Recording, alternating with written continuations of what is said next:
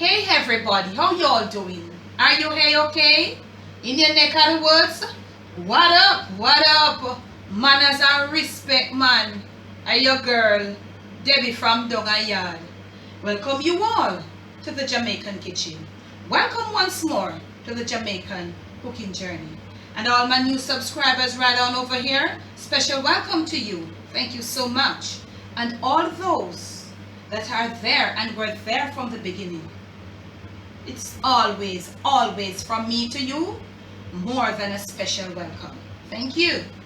Now, today, we just want to revisit. This video is about revisiting the Jamaican sweet potato pudding.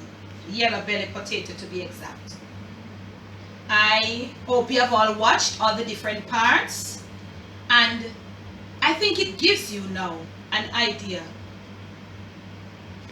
how a potato pudding is being baked from scratch. Now, somebody had posted a comment asking if it's okay to blend the potato from scratch in the blender. Okay, can I tell you this? I think you can do it, yes, but the finishing, that finished product, I wish I could send off to you, each and every single one of you, a slice of that potato pudding. I wish I could send it off to you for you to taste that finishing, that smoothness. When it goes in your mouth, it melts. Nobody taught me that. I did it some time ago, because when you grate the potato, because originally, authentically, it was just a grated potato and it was baked. Now, when the potato is grated and is baked, some potatoes are of different nature, as I told you. Sometimes they would mix different types of potato. The pudding would be baked, but you still, when you're eating it, some here and there you find a little piece of potato trash, a little piece of string, and to me it's annoying. So probably about some 20 years ago I came up with this method. I said to myself, if I grate the potato and then blend it, and I tried it. The first, when I tried it for myself, and then I got some order for potato pudding, and the first one I failed, that first order. The lady come and say, Debbie, where you get them type of potato pudding here? I never eat them type of potato pudding here yet. So I said to her, what do you mean? She said, the finishing, it's the finishing when you grate it and then blend it. Y'all, you've got to try it, family. All of you ladies who bake red hot, all of you who do, I know you bake the pudding from time to time, you know, but me know you just grate the potato or just blend it straight. Just take a little time out. I know it's hectic, it takes a little time, but just do it and try blending it. After you grate it, you blend it as I showed you. And as I showed you, you can grate your potato, grate your yellow yam with it, and you can put it in your Ziploc and freeze it. You don't have to do it the same, because when you do everything the same, honestly, it tires you out. Whereas if you're like a working person, it doesn't matter. It's really hard. It's hectic.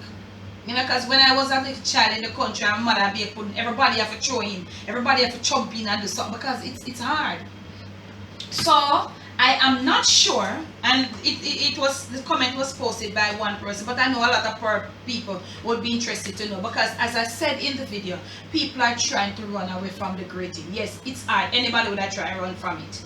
You see what I'm saying? So I can say, because I thought I seen somebody done it from scratch in the blender, but I can assure you, I know you will not get that smooth fit, that melt in your mouth taste, but you can try it. You can let us know, or if you want to chop it in the food processor first, then blend it in the blender with the liquid, because as I tell you, you got to know, because it's hard, it's true, it will destroy the blender, because those tough things weren't meant. People like who have the Blendtec and all the other type of blender with those powerful motor, you can try it from the beginning, but I guess you would cut it really fine, really thin, then chop, then you proceed to puree or liquefy or whatever.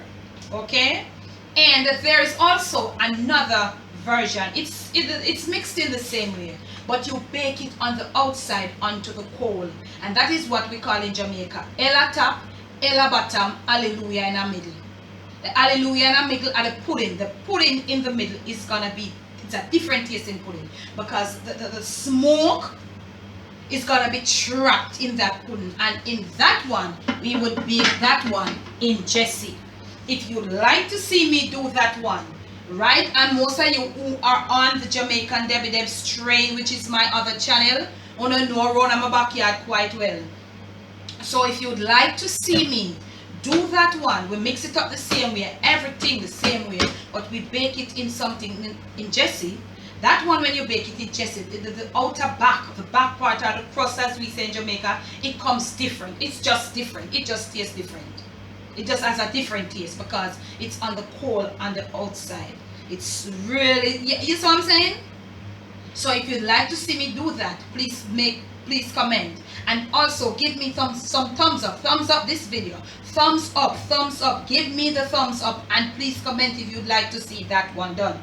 Also, people are asking for the blue drawers, dukuno or tire leaf. The same thing. They are all the same. The tire leaf, the blue drawers, the dukuno, you try them are the same thing. Tire leaf, blue drawers, dukuno. Most of the time when we do that, we know it as dukuno. Most people call it blue drawers. It's the same procedure, same mixing up, but you have got to get the blue drawers at a thicker consistency before you put it in the banana leaf. If you would like also to see that video, please comment and thumbs me up. Thumbs up the videos, please, and thank you. I'll show you when we're doing the blue drawers. You know I will. How you get it. You can't put it in when you sort of like warm the banana leaf to tie it. You can't put it in there running like that. You have got to get it at a thicker consistency, and I'll show you that. So those two videos with the blue drawers and with the version of the potato pudding on the coal outside, if you'd like to see those, please comment. Okay, y'all? So basically, that's what this video is all about, revisiting the baking of the Jamaican sweet potato pudding, my way, of course. So I hope you did enjoy, and I hope you'll be trying it. When you do, I would like for you to try it. Post it up on Instagram. Let the world see. Okay, and a trick to it, when you're baking in the oven, try to use something that is wide. It bakes faster. If you use something that is deep, like those cake tin, it takes 3.5 hours. Okay, that's a tip for you. Use something wide. The wider, the faster it bakes, because it takes a lot of time.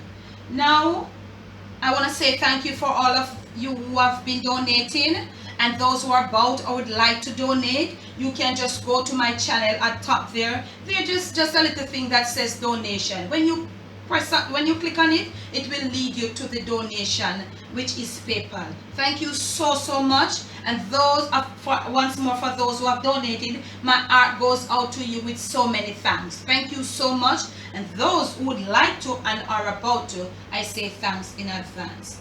Now basically that's it. Remember to turn on your post notification, and we are starting our post notification shoutouts on this video. And our very first post notification shoutout goes to who, camera girl? Kathy Chin. Okay, Kathy Chin, big up yourself, manners and respect from the Jamaican cooking journey. Debbie Dongayad said that you deserve one whole pot of pudding in a Jesse. You might just get it, but I don't know how. We'll talk about that. So once more, it's just love, peace. Thank you so much. You have been so warming and all of that. So remember, Debbie from Dongayard, bless, no stress.